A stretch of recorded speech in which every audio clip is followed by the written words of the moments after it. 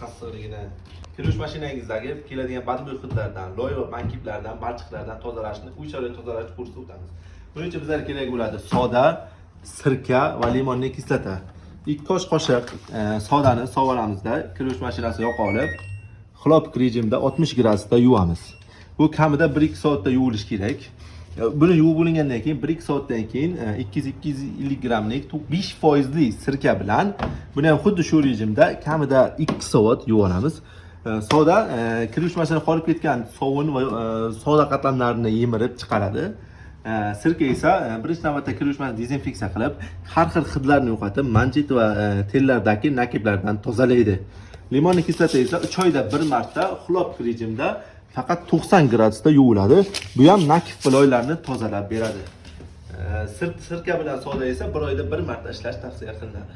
Maishiy texnik ta'minot xizmatlari kerak bo'lsa, pastdagi raqamlarga telefon qiling.